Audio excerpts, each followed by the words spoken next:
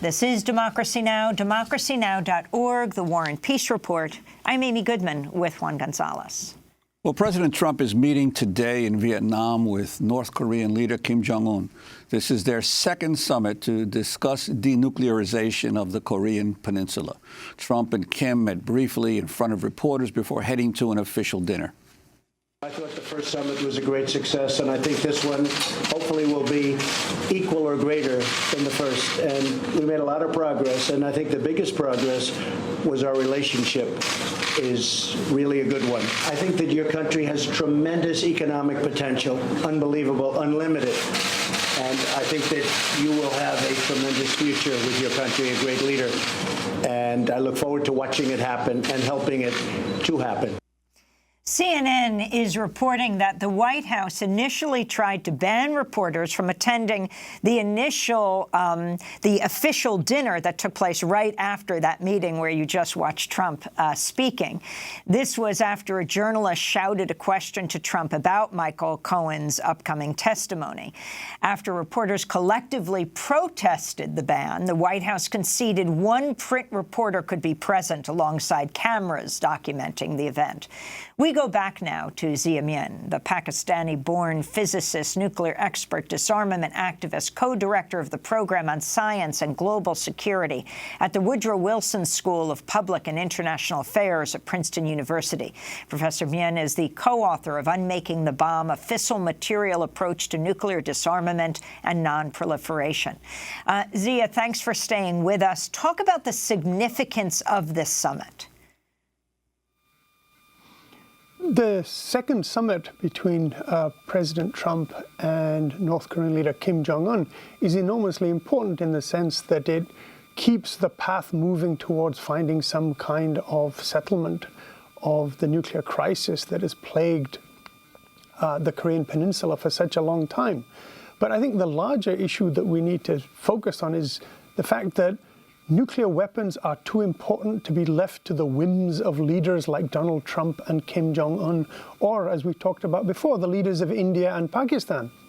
You know, when the lives of millions of people have been put at risk by countries making nuclear weapons, then it shouldn't be left to random decisions by whimsical leaders as to who they want to talk to and when and where and about what. We need to have a much more organized international process to deal with the threat that nuclear weapons pose to humanity and not wait for, whenever Donald Trump feels like talking to Vladimir Putin, or whenever Kim Jong-un feels that he can now talk to the United States, or when the Prime Minister of India thinks that he can threaten Pakistan, or Pakistan thinks that they need diplomacy with India. When such great stakes are involved, we need the international community and international institutions to act together in an organized and systematic way and not leave it to the whims of individuals who think that somehow they can save the day when it suits them and in the way that it suits them. That's a much more important issue to focus on than what may or may not happen in one particular summit in some hotel in Hanoi. Well, in what way, though, could progress be made?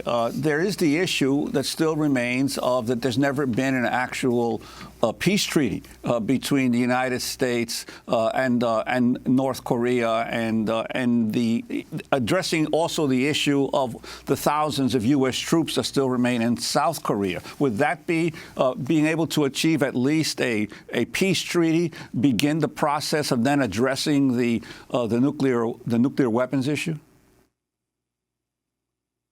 Well, it might and it might not. You have to remember that the North Koreans want a peace treaty, and a peace treaty would be a good thing. The Korean War's been over for a very long time.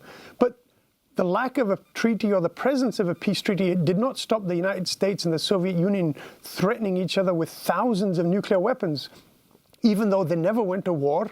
And there was no question of, peace treaties or anything like that. And similarly, in the case of Pakistan and India, it's not the absence of a peace treaty that stops them from talking about nuclear weapons or enabling them to talk about nuclear weapons. And so I think what you have to do is ask the question, are we going to focus on the issue at hand, which is how do we deal with the 9 states with nuclear weapons in the world? Or do we get into this endless process of trading diplomacy for sanctions and this and that, depending on whoever happens to be in charge at any particular time? Because what we've seen in the last 70 years is we still have thousands of nuclear weapons in the world, despite so many efforts at this kind of diplomacy. So we need a much more determined and different approach to deal with the threat of nuclear weapons, rather than continue to rely on this idea that, you know, leaders and summits are going to find a way out of this situation. Do you think this should be a model, this North Korean summit, Zia, for a meeting with Iran? Can you explain President Trump's approach to Iran, pulling out of the Iran nuclear deal, approach to Russia, pulling out of the INF, the Intermediate Range Nuclear Forces deal, and having this nuclear summit?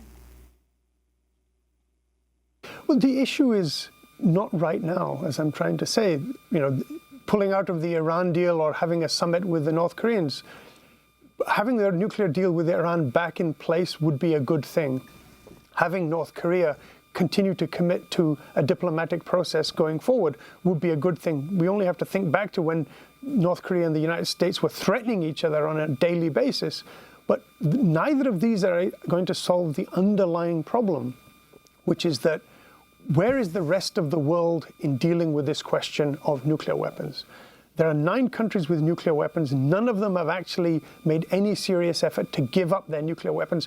They talk about talking rather than giving up their nuclear weapons. And I think what we need to do is to have many more countries in the world say, look, we have a stake in this because the future of humanity is at stake when it comes to talking about nuclear weapons. And we are going to lay down some rules and conditions about how nuclear weapon states should behave. And until we get to that point and begin to discipline the 9 states with nuclear weapons and bring them back under international law, we're not really going to address the real problem, the elephant in the room, which is the existence of nuclear weapons. You can't manage something like this with this kind of diplomatic symmetry that has gone on for such a long time. But how would it be possible to discipline these 9 nations, given the enormous, the disproportionate influence that they have in international bodies, whether it's the United Nations or others, in terms of addressing the issue of continued proliferation? This is exactly the question that we all need to be asking ourselves. What does it take to actually control and discipline and restrain the United States, Russia, Britain, France, China, Israel, India, Pakistan, and North Korea? I mean, there are 9 countries. Between them, there are 14,500 nuclear weapons, but there are 193 countries in the world, not 9. 193, and the question is, how do we get all the rest of them and the people in these 9 countries that have nuclear weapons to take interest, to get engaged, and to demand that we do something about nuclear weapons and work for their elimination as an urgent priority? And I think the question you've asked is absolutely the right one. What does it take to control the great powers that have basically dominated world affairs for such a long time through their threat of catastrophic violence? And this is something that until we ask the question in exactly the way that you asked, we're not going to be able to find an answer. You're talking about the 9 nuclear powers. What about what's happening with Saudi Arabia? Last week, House Democrats accusing the Trump administration of moving toward transferring highly sensitive nuclear technology to Saudi Arabia in potential violation of U.S. law. Well, this is part of the geopolitics of the Middle East and how the U.S. is trying to build allies in its campaign against Iran. But also, this is not the first time the United States has sold nuclear technology to its friends and tried to deny it to those it sees as hostile. The United States does this with India, but denies nuclear technology to Pakistan. So people have traded nuclear technology as ways of making allies, strengthening their friends, and have tried to prevent the spread of nuclear technology to those that it sees as potentially hostile. So there's nothing new in this. This has been going on for more than 50 years, despite the Nuclear Non-Proliferation Treaty. The idea that that was the way in which we were going to manage the threat of nuclear technology and the geopolitics of seeking influence and exercising power in the world, we can see that that hasn't worked the way that people thought it was supposed to. We have to deal with a much more fundamental question, and that question is one of world order and the role of international law and of the international community. And as one pointed out, we have to deal with the fact that some countries have a huge amount of power in the world, and it's only through collective action, when the rest of the world and the people in the 9 nuclear-armed states say, look, enough of this. We are not going to be held hostage. We want you to sign the new nuclear weapons ban treaty from 2017. I mean, more than 70 countries have already signed it. 122 countries have supported it. It bans nuclear weapons. It says the threat of use of nuclear weapons is illegal now under international law. And that's the kind of initiative that we need to see more and more countries take. And we need to see it be part of the domestic debate in the United States and in the other countries with nuclear weapons. Because until we focus with great clarity on this question, that the challenge we face is the existence of nuclear weapons, and the 9 countries that have nuclear weapons and threaten to use them as part of their military and political policy, we're not going to get away from the fact we're going to keep coming back to crisis. We thank you for being with us. I'm Amy Goodman with Juan Gonzalez. Thanks so much for joining us.